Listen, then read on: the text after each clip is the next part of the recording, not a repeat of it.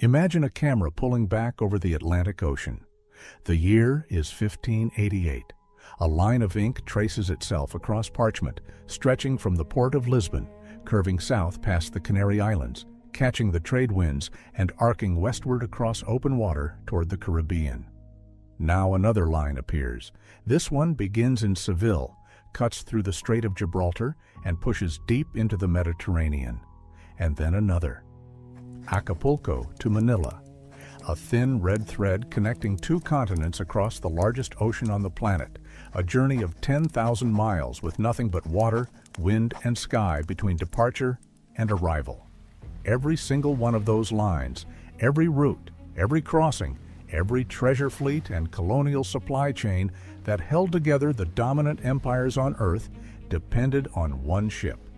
Not a fleet of different designs, not a rotating cast of experimental vessels. One type of ship refined over decades, engineered with such precision that dominated the world's oceans for nearly 200 years. The Galleon. And the thing everyone gets wrong about galleons is that they think of them as pirate ships. They picture skull and crossbone flags, Jack Sparrow swinging from ropes, cannons blasting through wooden hulls. But galleons weren't pirate ships. They were the ships pirates were terrified of. They were floating fortresses, cargo haulers, warships, and engineering marvels, all packed into a single wooden frame. And the story of how they were designed, built, and perfected is one of the most underrated engineering stories in human history. To understand where the galleon came from, you need to understand the problem it was built to solve. In the early 1500s, European powers had a crisis. They had discovered new worlds. They had mapped coastlines from Brazil to the Philippines. They had established colonies, trade routes, and extraction operations that were pulling gold, silver, spices, and silk from every corner of the globe. But they had no ship capable of doing all three things those operations demanded. They needed a vessel that could carry enormous quantities of cargo across open ocean. They needed that vessel to defend itself against enemy warships and pirates. And they needed it to survive storms, calms, and months at sea without falling apart. The ships they had at the time could do one or two of those things, but never all three. The carrack was the workhorse of the age of exploration. Columbus sailed carracks. Vasco da Gama sailed carracks. They were big, round-hulled cargo carriers with tall castle structures fore and aft. They could haul tons of goods, and those raised platforms gave soldiers a height advantage in combat. But carracks were slow and clumsy in rough seas. Their high castles caught the wind like sails themselves, making them drift sideways in crosswinds. And their round hulls rolled badly in heavy swells. On the other end of the spectrum, you had the caravel. Small, fast, nimble. Caravels could sail closer to the wind than almost anything else afloat. They were perfect for exploration, for darting along coastlines, for scouting harbors and river mouths. But they were too small to carry meaningful cargo, too lightly built to absorb cannon fire, and too cramped to support crews on voyages lasting months. What Spain and Portugal needed was a hybrid. Something with the cargo capacity of a carrack, the sailing performance of a caravel, and the firepower to hold its own in a naval battle. That hybrid was the galleon. The earliest galleons appeared in the 1530s, and they were immediately different from anything that had come before. The most obvious change was the hull shape. Galleons were longer relative to their width than carracks. Where a carrack might have a length-to-beam ratio of about 2.5 to 1, a galleon stretched that to 3 to 1, sometimes even 4 to 1 in later designs. That longer, narrower hull cut through the water more efficiently. It reduced drag, it made the ship faster under sail and far easier to steer, and it allowed the hull to flex with ocean swells rather than fighting them, which made galleons significantly more seaworthy in rough conditions. But the hull shape was just the beginning. The real engineering genius of the galleon was in its structural skeleton. Before we go any further, I need to stop for a second, because what I've been showing you in these videos only scratches the surface. And I realized at some point that the full picture, the actual pirate code, word for word, the real punishment records, the exact treasure division shares, the ports that secretly funded them, it doesn't fit in a video. I put it all into one document, the Black Flag Codex. It's linked below, and the QR code is on your screen. Now, let's keep going. Every galleon started with a keel, a single massive timber that ran the entire length of the ship's bottom. This was the spine of the vessel, and selecting the right tree for a keel was a process that could take years. Shipwrights needed straight-grained hardwood, typically oak or teak, with no knots, no curves, no weaknesses. A single flaw in the keel timber could doom the entire ship. Some of the largest galleons had keels over 100 feet long, carved from trees that had been growing for 2 or 3 centuries before they were felled. From the keel, the shipwright built upward with a series of ribs, curved frames that define the cross-sectional shape of the hull.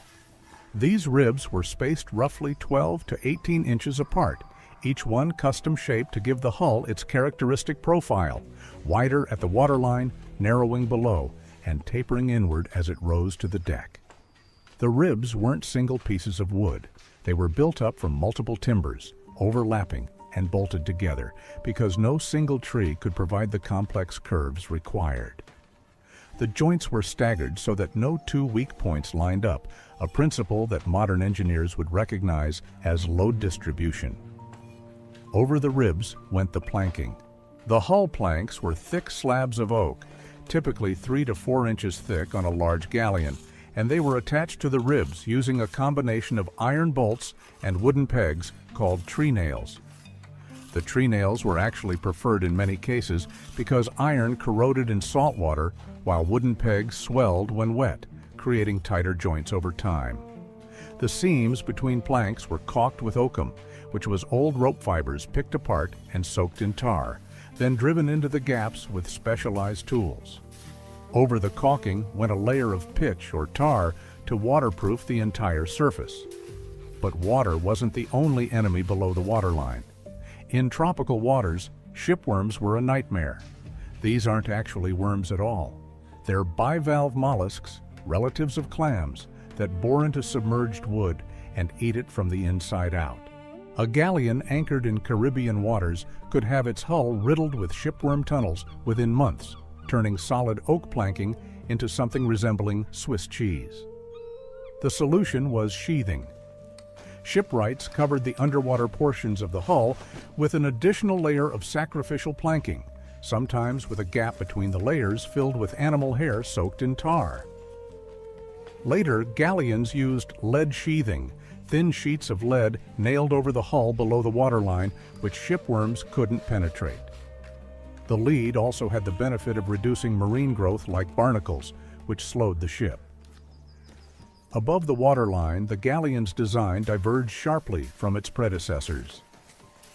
The forecastle, that towering structure at the bow of a carrack, was dramatically reduced on the galleon. On a carrack, the forecastle rose high above the main deck, creating a massive wind-catching surface that made the ship nearly impossible to sail into the wind. Galleon designers lowered the forecastle, sometimes eliminating it entirely, creating a bow profile that was sleeker and far easier to handle in headwinds. The sterncastle remained tall, but was redesigned for function rather than grandeur. It housed the captain's quarters, officers' cabins, navigation equipment, and the whipstaff or tiller that controlled the rudder. The sterncastle on a galleon was narrower than a carrack's, and its sides were raked inward, sloping toward the center of the ship as they rose. This reduced the wind profile while still providing the elevated fighting platform that naval tacticians wanted. The deck layout of a galleon was a masterpiece of space management. A typical large galleon had 3 or 4 decks, each serving a specific purpose. The lowest deck, below the waterline, was the hold. This was where cargo was stored, packed in crates, barrels, and bales, secured against movement by wooden bracing and rope lashing. On treasure galleons, the hold was where the gold and silver went, stacked in chests and guarded around the clock. The hold also contained the ballast, tons of stone or gravel placed in the very bottom of the ship to lower its center of gravity and prevent capsizing. Above the hold was the orlop deck, a dim, cramped space that served as additional storage and, on warships, housed the surgeon's quarters. This was where wounded sailors were carried during battle, below the waterline where they were protected from incoming fire, but subjected to darkness, heat, and the ever-present stench of bilge water sloshing beneath them. The gun deck was the galleon's primary weapon platform. This was where the heaviest cannons were mounted, arranged in a row along each side of the ship, with their muzzles pointing outward through square openings in the hull, called gun ports. The gun port was itself an engineering innovation. Before gun ports, cannons were mounted on the upper deck, exposed to weather and waves. The invention of the hinged gun port, usually credited to a French shipwright in the early 1500s, allowed heavy cannons to be placed lower in the ship, closer to the waterline, which improved stability and accuracy while protecting the guns from the elements. When not in use, the ports were closed and sealed against incoming water. During battle, the ports were opened, the cannons run out, and the ship's broadside became a wall of fire. A large galleon could carry between 20 and 70 cannons, depending on its size and purpose. The heaviest guns were culverins and demi-culverins, long-barreled weapons that fired iron or stone balls at ranges exceeding 1,000 yards. These were the snipers of naval warfare, designed to punch holes in enemy hulls from a distance. Closer in, you had shorter-barreled cannons like the demi-cannon and the Perrier, which fired heavier shot at shorter ranges, designed to smash through hull planking and create flooding below decks.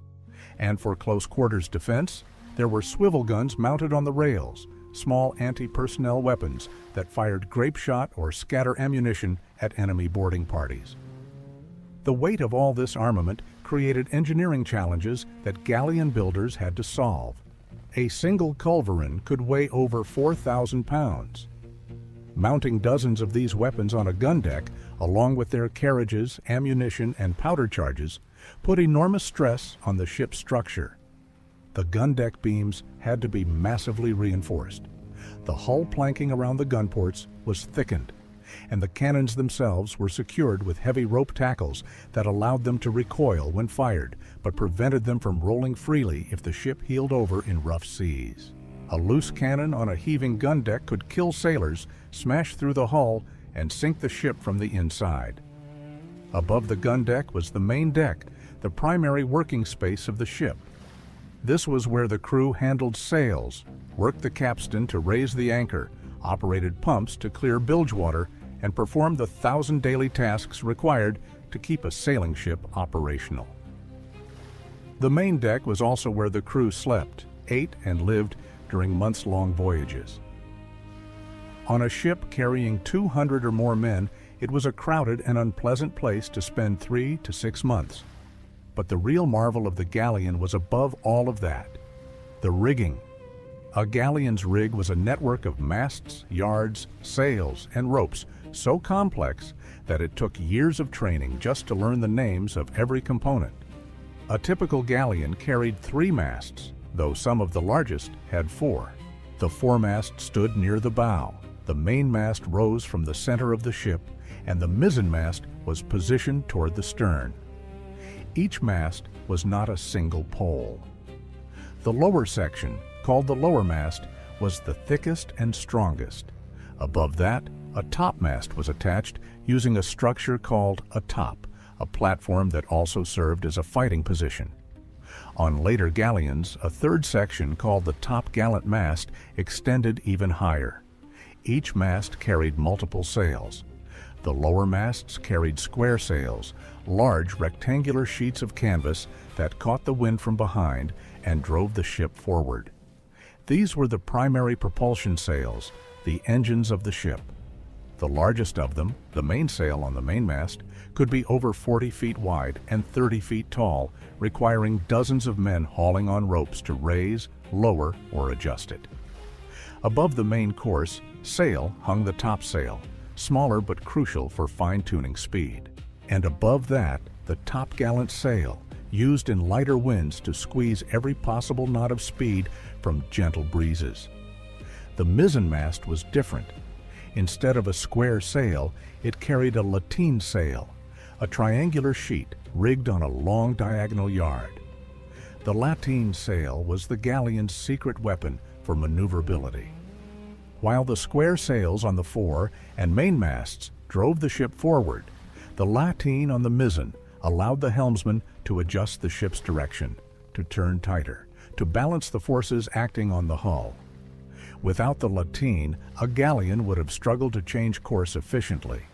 With it, a ship weighing 500 tons or more could pivot and respond to its helm in ways that seemed impossible for something so massive. Stop for a second.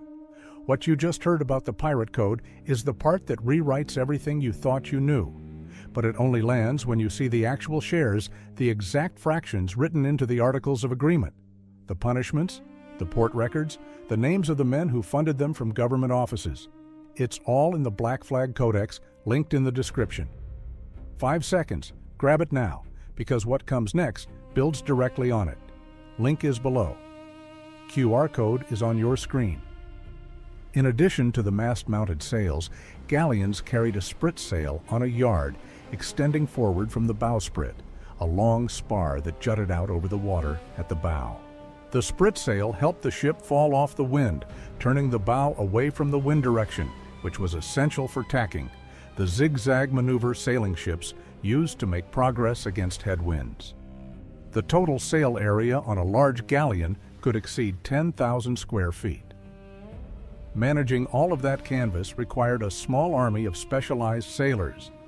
Every sail was controlled by ropes collectively called the running rigging, allowing the crew to raise sails, lower them, angle them to catch the wind, and reef them during storms. The standing rigging, a separate set of fixed ropes and cables, supported the masts themselves, preventing them from toppling under the enormous forces generated by wind in the sails. The tension had to be precisely calibrated. Too loose, and the masts would sway dangerously. Too tight, and the rigging would snap or crack the mast step, the socket where the mast's base locked into the keel structure. The steering system on a galleon evolved significantly over the ship's 200-year lifespan. Early galleons used a tiller, a long wooden beam attached directly to the rudder and running forward through a hole in the stern into the hull. The helmsman pushed the tiller left to turn right and right to turn left. The problem was leverage. On a large galleon, the forces on the rudder were so immense that a single man couldn't move the tiller. Later, galleons introduced the whipstaff, a vertical lever connected to the tiller that gave the helmsman a mechanical advantage. And by the late 1600s, the ship's wheel had been invented, using a drum and rope system to translate the wheel's rotation into tiller movement with far greater precision and far less effort. Navigation on a galleon was equal parts science, art, and guesswork. The navigator's primary tools were the compass, the astrolabe or cross-staff for measuring the angle of celestial bodies above the horizon, and dead reckoning, the practice of estimating position based on speed, direction, and time. Speed was measured by dropping a log tied to a knotted rope over the stern and counting how many knots ran out in a set period, which is why ship speed is still measured in knots today. Direction came from the compass, though navigators knew that magnetic north wasn't the same as true north and had to account for the difference, called declination. Latitude, the north-south position, could be determined with reasonable accuracy by measuring the height of the sun at noon or the altitude of Polaris at night. Longitude was a different story entirely. There was no reliable way to determine east-west position at sea until the marine chronometer arrived in the 1700s, more than a century after the galleon's golden age. Galleons crossing the Pacific or the Atlantic were essentially navigating blind in one dimension. They knew how far north or south they were, but could only estimate how far east or west they had traveled. Mistakes cost lives. Ships ran onto reefs, missed islands entirely, or sailed past their destinations by hundreds of miles. Despite these navigational limitations, galleons made some of the most ambitious ocean crossings in maritime history. And the most extraordinary of all was the Manila galleon route. Starting in 1565, Spanish galleons sailed from Acapulco on the Pacific coast of Mexico to Manila in the Philippines, a distance of roughly 8,000 miles.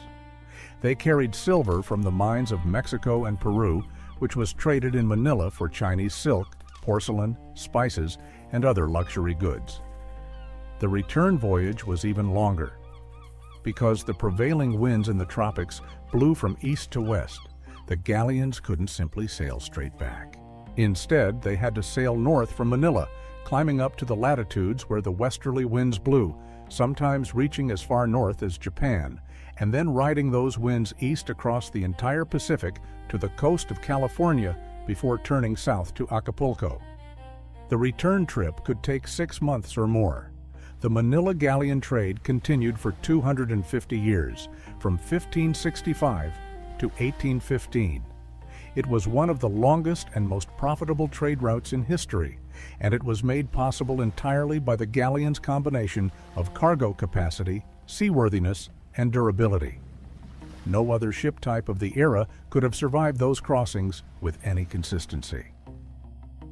The distances were too great, the storms were too violent, the calms could last weeks, and the cargoes were too valuable to trust to anything but the most capable vessel available. The treasure fleets that sailed between Spain and the Americas were equally dependent on the galleon. Twice a year, fleets of galleons gathered in Havana, loaded with gold, silver, emeralds, tobacco, cocoa, and other colonial products, and set sail for Spain in convoy formation.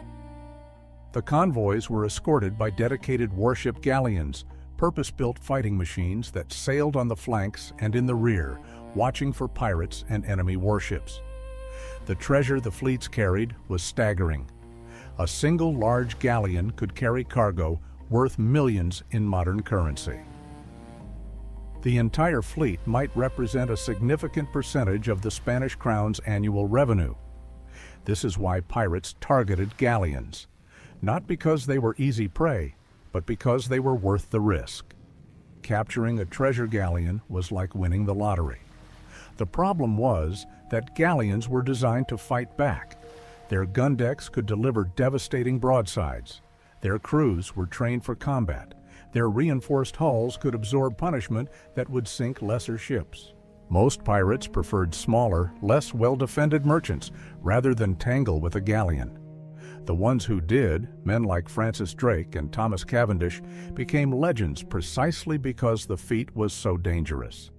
The construction of a galleon was a massive undertaking that involved entire communities. The major shipbuilding centers, Seville and Cadiz in Spain, Lisbon in Portugal, Havana in Cuba, and later the Philippines, employed hundreds of workers for each vessel. The process began with the selection and seasoning of timber, a step that alone could take 2 to 3 years. Green wood would shrink and warp as it dried, causing leaks and structural failures. Properly seasoned timber, air-dried for at least 2 years, was dimensionally stable and resistant to rot. Oak was the preferred material for hulls and structural members, prized for its hardness, durability, and resistance to water damage. Pine was used for masts and yards because of its straight grain and flexibility. Elm was used for components that would be permanently submerged, like the keel and lower hull planking, because elm resisted rot better than oak when constantly wet. And tropical hardwoods like teak and mahogany were used in galleons built in Asian and Caribbean shipyards, where European species weren't available, but local alternatives were equally suitable. The workforce included master shipwrights who designed and supervised construction, carpenters who shaped the timbers, sawyers who cut the lumber, caulkers who sealed the hull, rope makers who produced miles of cordage, sailmakers who cut and stitched canvas, blacksmiths who forged thousands of iron fittings, and laborers who hauled and assembled the components. A large galleon might take 12 to 18 months to build, with a construction crew of 200 or more. The cost was enormous. A fully equipped galleon could cost the equivalent of millions in today's money. The hull itself was the largest expense, but rigging, sails, armament, provisions, and crew added substantially. Sails alone were a significant investment, requiring thousands of square feet of canvas, hand-stitched with reinforcing seams and rope-bolt ropes around the edges. Sails wore out quickly at sea, chafed by rigging, battered by wind, and rotted by salt spray, so galleons carried spare sails and repair materials. Living conditions aboard a galleon were brutal by modern standards. The crew slept in shifts, sharing hammocks or simply lying on the deck. Food consisted of hardtack, a type of rock-hard biscuit that could last for months, but often arrived at the table infested with weevils.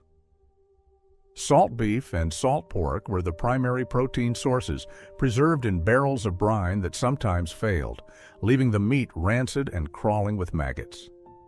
Fresh water was stored in wooden casks that grew slimy and foul-tasting within weeks. Beer was often preferred because the alcohol inhibited bacterial growth, though it didn't last much longer than water in tropical heat. Disease was the galleon sailor's constant companion. Scurvy, caused by vitamin C deficiency, was the worst killer. On long voyages, sailors' gums would swell, their teeth would loosen, old wounds would reopen, and eventually they would die. The Manila galleon route was particularly devastating. On some crossings, half the crew died of scurvy before reaching port. It wasn't until the late 1700s that the British Navy proved citrus juice could prevent the disease, and even then it took decades for the practice to spread. Dysentery, typhus, and tropical fevers claimed additional lives. The cramped, unsanitary conditions aboard ship were perfect breeding grounds for disease. Rats infested the hold, contaminating food stores. Fleas and lice were universal, and the medical options were primitive, limited to the ship's surgeon, often a barber by trade with minimal training, wielding a saw and a bottle of rum. Despite all of this, men volunteered. The pay was modest, the conditions terrible, and the risks enormous. But the potential rewards were real. Ordinary sailors on a successful treasure fleet voyage could earn bonuses that exceeded a year's wages on land. Officers and captains could become wealthy. And for men with no prospects in the rigid class structures of 16th and 17th century Europe, the sea offered something land rarely did: a chance. The galleon's dominance began to fade in the late 1600s and early 1700s as new ship designs emerged. The ship of the line, a pure warship with multiple gun decks, replaced the galleon in fleet battles. The frigate, faster and more maneuverable, took over patrol and escort duties, and new merchant vessel designs, optimized for cargo rather than combat, proved more economical for trade routes now better protected by standing navies. But the galleon's influence persisted long after the last one was broken up for timber. The principles galleon builders pioneered, the use of mathematical proportions to design hull shapes, the integration of weapons into the ship's structure, the balance between cargo capacity, speed, and firepower, became the foundation of naval architecture for centuries. The ship of the line was essentially a galleon scaled up with more guns. The clipper ships of the 1800s used hull proportions galleon designers would have recognized instantly. And the galleon's cultural legacy is arguably even larger than its technical one. When people imagine the age of exploration, they imagine galleons. When they picture the Spanish Armada, they picture galleons. When they think of pirate stories and buried treasure, the ship in their mind's eye is always a galleon. That three-masted silhouette on the horizon, billowing sails and rows of cannon, has come to symbolize an entire era of human history. The reason for that isn't nostalgia. It's because the galleon genuinely represented something remarkable. In an age before steam engines, before steel hulls, before computers or GPS or weather satellites, human beings designed and built a vessel from nothing but wood, canvas, rope, and iron that could cross any ocean on Earth, survive the worst storms nature could throw at it, fight off attackers, carry enough cargo to fund an empire, and return home months later for another voyage. That's not just shipbuilding. That's engineering at its most ambitious, most creative, and most consequential. The Galleon didn't just sail the oceans, it connected them. It linked continents that had never traded before. It carried the silver that fueled global commerce and the spices that transformed European cooking. It brought cultures into contact for better and worse, and shaped the political map of the modern world. Every plank in its hull chosen by hand, every rope in its rigging twisted by human fingers, every sail was stitched by candlelight, and every voyage was a bet against the ocean, placed by men who understood how slim the margins were between survival and catastrophe. The Galleon was never just a ship. It was the machine that built the modern world. And the engineers who designed it, whose names are mostly lost to history, accomplished something that deserves admiration 400 years later. They took the raw materials the Earth provided, wood and wind, and they turned them into a vessel that conquered the planet. That's the story of the Galleon, not a pirate ship, not a museum piece, a masterpiece of engineering that changed everything.